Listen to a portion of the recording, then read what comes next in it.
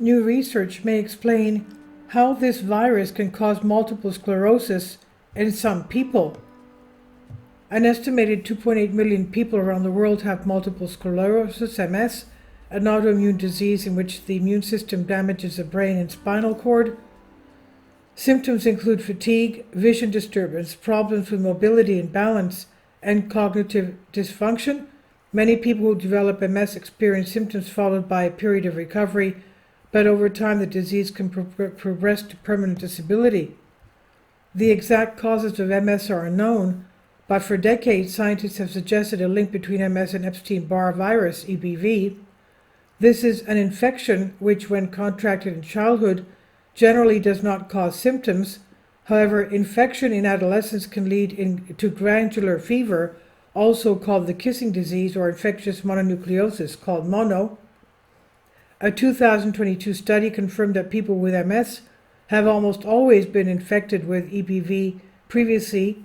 Generally, the infection occurs several years before MS emerges.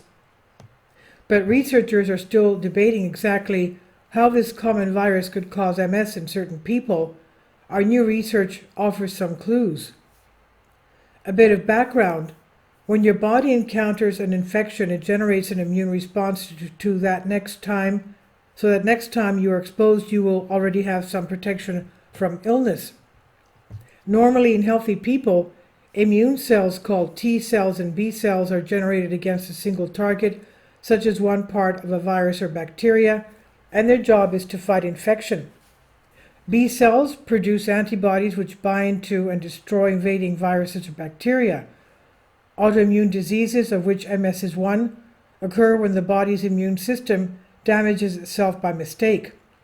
This can be caused by a phenomenon called molecular mimicry, which generally happens when immune cells, originally generated to fight infection, instead attack proteins in the body of a similar shape. This causes a variety of symptoms and diseases depending on which part of the body the immune system is targeting. In MS, because the brain and spinal cord are affected, the condition leads to a range of neurological symptoms. Misdirected immunity. To understand how this process plays out in MS patients in greater detail, my colleagues and I studied blood samples from more than 700 people with MS and a similar number without the disease, a control group.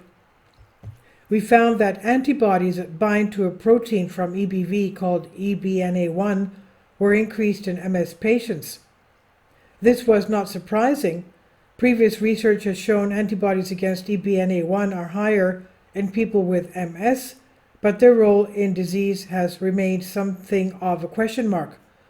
Our study found in these antibodies generated in response to EBNA1, rather than fighting EBV infection, instead can target a similar-looking protein found in areas of the brain that become inflamed in MS, called alpha-crystalline B, or CRIAB for short.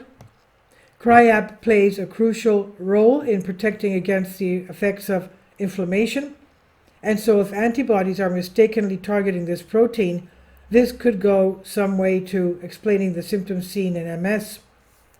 We found that these CRIAB antibodies were present up to 23% of MS patients and only 7% of controls, suggesting this process could be involved in either the triggering or progression of MS disease in up to a quarter of the patients. These findings are intriguing, but show there is high variation between people with the disease and suggest that there may be several slightly different ways to develop MS. Previous studies have shown that EBNA1 antibodies can also bind to other proteins in the body, such as anostamine 2 and glial-cam, similarly more common in people with MS. And what about the T cells? While EBV antibodies are thought to be involved in MS, they are unlikely to fully explain why some people develop disease. Researchers believe T cells, soldiers of immune system which work alongside antibodies, might be involved as well. So we also investigated the role of T cells and found that they can likely cross-react with EBNA1 and CRIAB in a similar way.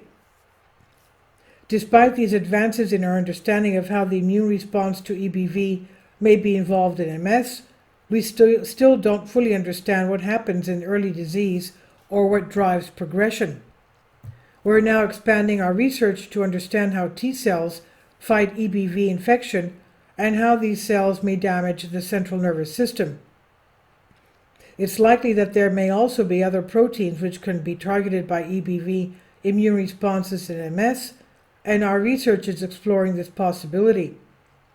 While available therapies are highly effective at reducing relapse rates, there are currently no treatments which ultimately prevent progression of the disease. Hopefully, greater understanding of the disease will pave the way for development of personal therapies with the potential to cure MS. This article was republished from the Conversation under Creative Commons by Olivia Thomas, postdoctorate researcher, Department of Clinical Neuroscience, Karolinska Institute. This is on Science Alert. Please leave your comments, and thank you for your support. Kindly support my Patreon account. The daily posts are 5 videos daily, and they are totally different from what I have on my YouTube channel. Thank you so much for your support and that you find all my content so interesting. You'll find the Patreon account details in the description box below.